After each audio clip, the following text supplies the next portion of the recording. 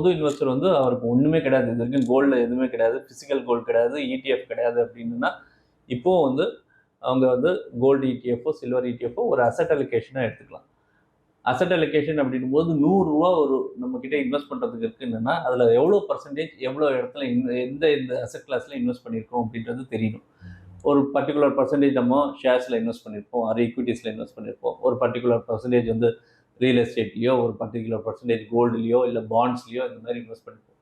So ஒவ்வொருத்தருக்கும் இந்த விஷயம் வந்து இந்த சதவீதம் வந்து மாறுபடும். அப்போ அதுக்கேற்ற மாதிரி அவங்க டிசைட் பண்ணுறது வந்து ரொம்ப நல்லது. ஸோ இப்போவும் இன்வெஸ்ட் பண்ணலாமா கேட்டால் புது இன்வெஸ்டருக்கு அவங்களுடைய அசட் அலோகேஷனுக்கு ஏற்ற மாதிரி இன்வெஸ்ட் பண்ணலாம். ஆனால் ஹோல்டிங் பீரியட் கொஞ்சம் லாங்காக இருக்கும். ரெண்டாவது விஷயம், இப்போ வந்து எக்ஸிஸ்டிங் இன்வெஸ்டர்ஸ் என்ன பண்ணலாம் அப்படின்னா, கோல்டோட இன்னைக்கு இருக்கக்கூடிய அவுட்லுக் வந்து ஒரு மாடரேட் அவுட்லுக்குன்னு சொல்கிறாங்க. அதாவது நெக்ஸ்ட் ஒரு 3-4 இயர்ஸ்க்கு கவர்மெண்ட்டோட டிமாண்ட் இருக்கும் அப்படின்ற ஒரு பரவலான ஒரு நம்பிக்கை இருக்குது. அதனால் கொஞ்சம் ஸ்டெபிலைஸ் ஆகிட்டு திருப்பி வந்து மேலே போகலாம். பட் இதே அளவுக்கு மேலே போகிறதுக்கான வாய்ப்புகள் ரொம்ப ரொம்ப குறைவு.